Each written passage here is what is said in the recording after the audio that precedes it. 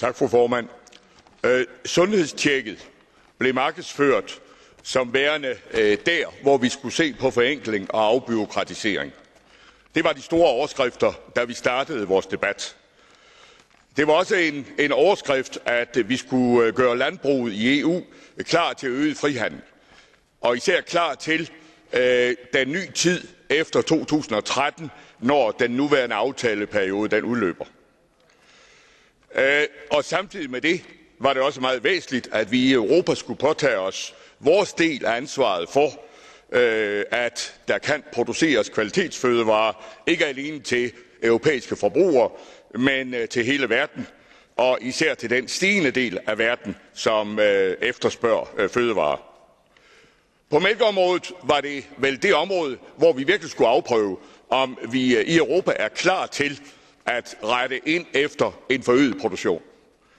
Og jeg må sige, at jeg synes, det har været skuffende at være en del af den debat omkring, vi nu skulle starte op på den såkaldte bløde landing, og dermed give mælkeproducenterne der, hvor man ønskede det, muligheder for at forøge produktionen af mælk. Det har for mig været et signal om, at vi er ikke i Europa særlig meget klar til den forandring, som morgendagen og især tiden efter 2013 forlanger af os.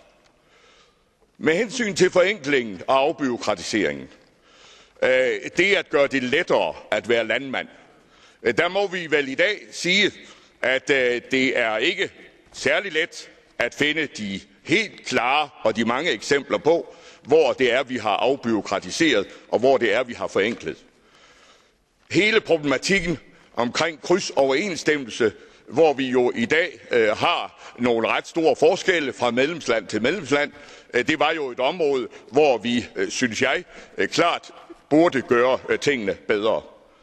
Og så kommer vel det allermest vigtige.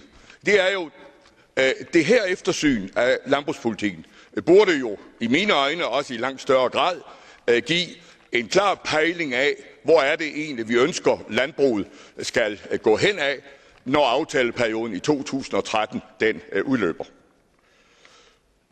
Det gode element, det er landdistriktspolitikken, og der er det selvfølgelig vigtigt, at de modulerede midler, at de bliver i landdistrikterne, så at de virkelig kan gøre gavn.